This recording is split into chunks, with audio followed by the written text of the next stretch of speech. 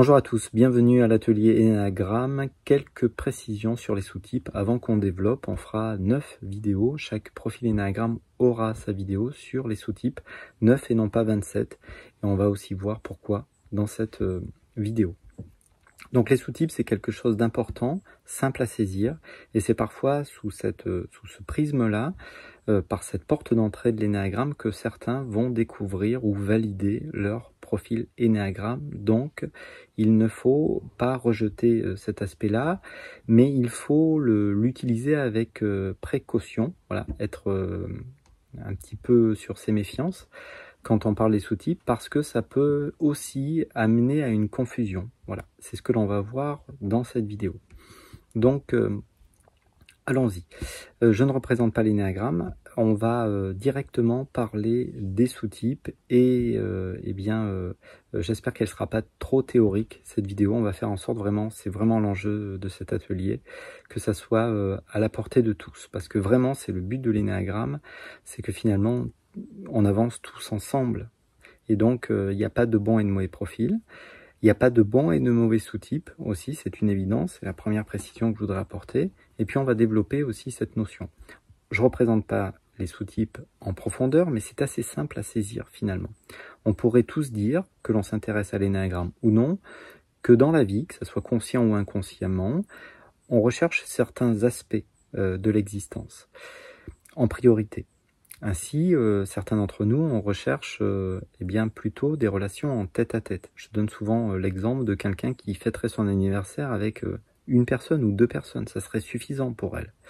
Ça serait suffisant parce qu'elle recherche de l'intensité. Elle n'a pas forcément beaucoup d'amis, mais par contre, elle recherche que ça fasse, on va dire, pour le dire ainsi, du sens. En tout cas, elle veut que tout le monde puisse exprimer la profondeur émotionnelle. Voilà ce qui est recherché naturellement dans le sous-type tête-à-tête. Dans le sous-type social, on a envie d'être ouvert à différents points de vue, on a envie de pouvoir profiter avec un grand nombre de personnes, et on appelle naturellement le sous-type social. Alors je m'intéresse à plusieurs choses, je fais plusieurs sports, j'ai plusieurs types d'amis différents aussi, et donc tout ceci est assez plaisant pour le mental qui n'aime pas être enfermé dans quelque chose de particulier. Voilà, sous-type, naturellement, social. Et nous avons le sous-type famille, survie, voilà, on peut l'appeler de différentes manières.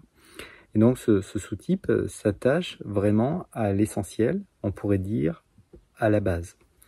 À ce titre-là, le toit au-dessus de la tête, l'argent, le chauffage, c'est la base, c'est terre à terre, mais c'est important. Donc là, effectivement, l'esprit est plus occupé à des choses concrètes de la vie quand on est en survie. Quand on est en sous-type social aussi, on est dans l'organisation, la planification potentiellement de ses plaisirs, de ses groupes, etc. Donc naturellement, c'est un mental qui est tourné vers l'extérieur, naturellement, vers, on va dire, les plaisirs. Et puis quand on est en sous-type tête-à-tête, on recherche plus, on va dire, une énergie intérieure, puisque on recherche notamment l'intensité émotionnelle, on va dire une vérité, quelque chose de stable, on pourrait le dire aussi ainsi. Alors naturellement, il y a 3 sous-types, et on ne peut pas séparer les sous-types. Parce que même si on a une préférence, on porte en nous les 2 autres sous-types. Et souvent, c'est un mix de ces 3 sous-types que l'on vit. Le mental analytique a une fâcheuse tendance, surtout sous stress, à vouloir séparer les choses. Ainsi, dans la littérature de l'Ennéagramme, vous avez, non pas potentiellement 9 profils, mais 27, parce qu'on va vous parler du 4 sous-type tête-à-tête, le 6 sous-type survie. D'une certaine manière, c'est vrai, parce qu'on parle de préférence, mais on porte naturellement les 2 autres sous-types en soi. Et puis parfois, ça correspond aussi à des périodes de la vie. Par exemple, une personne en relation tête-à-tête, quand elle va vieillir, prendre de la maturité, elle va passer plus de temps en famille. Ainsi, on pourrait être très rapidement induit en erreur en regardant les autres. On pourrait se dire, t'as vu, Chloé, en fait, elle est en sous-type famille. Pas du tout. Elle est en sous-type, on va dire, social, ou par exemple, tête-à-tête. Mais comme elle a 32 ans, comme ses 2 enfants ont moins de 5 ans, et bien naturellement, eh bien, elle passe beaucoup de temps à la maison. En plus, elle fait du télétravail depuis quelque temps. Donc naturellement, c'est très difficile de séparer les sous-types. Ça, c'est une précision. Donc pour moi, c'est potentiellement eh bien, une manière de se tromper. Parce que si vous recherchez à quel sous-type vous appartenez, vous risquez à ce moment-là de ne jamais trouver votre profil énéagramme parce que inconsciemment vous vous dites qu'avant de le trouver, il faut trouver le sous-type. Parce que pour certains, ça passe par cette porte-là d'entrée. Donc ça, c'est un aspect.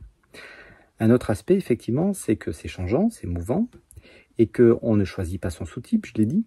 Et puis, c'est pas parce qu'on est d'un sous-type qu'on est compétent dans ce sous-type. Ça, c'est important aussi. C'est-à-dire, vous avez beaucoup de gens qui sont, par exemple, en sous-type, eh bien, par exemple, famille, survie, et qui ont de la difficulté à joindre les deux bouts. Donc, c'est pas parce que je suis en sous-type survie que ma survie est assurée.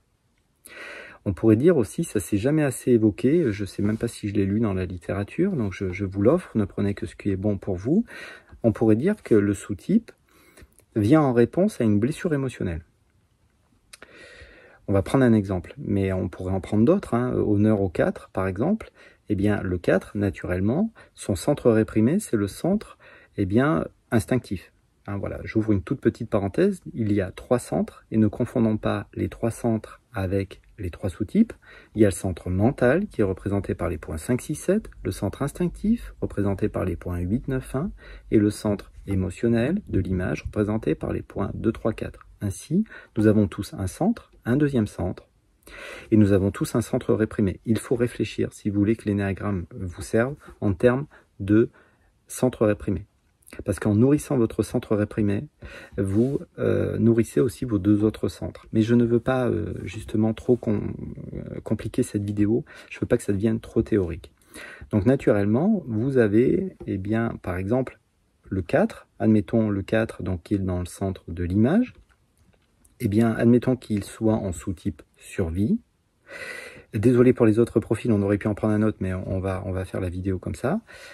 Parce que le but de l'énéagramme, c'est de comprendre la mécanique, l'alphabet qu'il y a derrière l'énéagramme. Après, une fois que vous avez saisi ça, vous n'avez plus besoin de personne. C'est le but, c'est de devenir autonome. Donc le 4, sous-type survie, eh bien, ce qui est important pour lui, c'est la survie. Sauf que son centre réprimé, c'est justement le centre de la survie, puisque c'est son chemin d'évolution, puisque le 4 évolue en 1. Donc, naturellement, il sera toujours au bord de la rupture financièrement, ou au niveau de la survie, même presque physique. Ça peut prendre des formes un peu comme ça, différentes. Donc, c'est pas parce que je suis d'un sous-type que je suis compétent dans ce sous-type. On ne choisit pas notre sous-type. Et puis, d'une certaine manière, plus le 4 va poser les pieds sur terre, plus il va harmoniser en lui les 3 sous-types. Peut-être justement que le but, c'est de faire disparaître les sous-types. C'est-à-dire qu'à un moment donné, je sois autant à l'aise en relation tête-à-tête que quand il y a beaucoup de monde, que j'arrive à prendre ma place, qu'il y ait beaucoup de monde, qu'il y en ait très peu, et puis au sein de la famille aussi. Oui, on a tous une préférence, oui, nous sommes tous attirés vers certaines choses en priorité, parce que ça correspond, je le disais tout à l'heure, en réponse à une blessure émotionnelle. Quand on a un profil énéagramme, on a une blessure par rapport à notre centre réprimé. Par exemple, le 7, eh bien, il a une blessure au niveau du centre eh bien, de l'image, représenté par les points 2, 3, 4. Ça fait partie de son chemin évolutif, naturellement, puisque les 9 profils peuvent s'harmoniser. Si on prend un autre exemple, eh bien, le 4, tout simplement, on parlait du 4, ou le 2, si vous préférez. Eh bien, le 2, naturellement, le 2, il est dans le centre de l'image, son deuxième centre, c'est le centre instinctif, et celui qui est réprimé, eh bien, c'est le centre mental. Donc naturellement, c'est comme ça qu'il va aussi faire disparaître les sous-types, c'est en harmonisant eh bien, ces 3 centres. Voilà. Et cela, bien sûr, ça passe par plus de présence. Alors, les sous-types, c'est bien parce que ça met en lumière d'un seul coup nos préférences.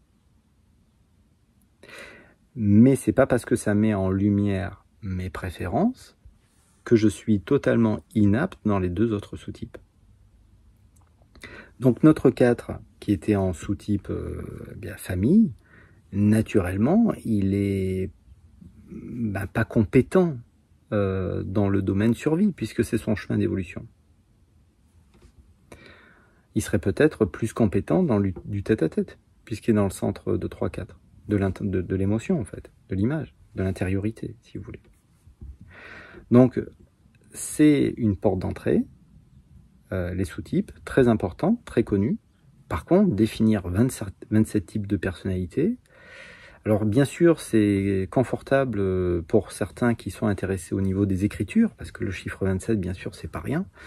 Mais je suis pas sûr qu'il faut regarder les choses comme ça, en fait. C'est-à-dire, réellement, on porte les 3 sous-types en nous. Et dire je suis 3 sous-types sociaux, non, c'est pas vrai. C'est une préférence. Et une préférence, ça ne veut pas forcément dire une compétence. Voilà. Donc ça, c'était des petites précisions, voilà, que je voulais apporter très spontanément. On fera 9 vidéos qui parlent effectivement de la coloration que ça peut prendre, voilà, pour eh bien, chaque profil. Tout simplement. Donc j'espère que c'était assez clair, parce que effectivement, quand on commence à articuler les centres réprimés, aussi les sous-types, hein, puisque c'était le but de la vidéo d'aujourd'hui, tout de suite ça peut donner une impression que c'est compliqué. En réalité, c'est assez simple. Et ce n'est pas une obligation. Finalement, le sous-type, c'est une porte d'entrée vers des compréhensions, mais ce n'est pas forcément si porteur que ça pour tous les profils. Voilà, c'est important. Pour certains, ça va vraiment mettre en lumière certains aspects. Pour d'autres, non. Voilà. Donc, ici, ça reste cette petite vidéo. Alors, un pouce, voilà, pour le référencement. Si vous le souhaitez, vous abonner. Vous pouvez faire vivre cette chaîne, bien sûr, si vous le souhaitez aussi. Et me contacter si vous le souhaitez. Voilà, si vous voulez quelque chose de plus individuel. Peut-être à bientôt, oui.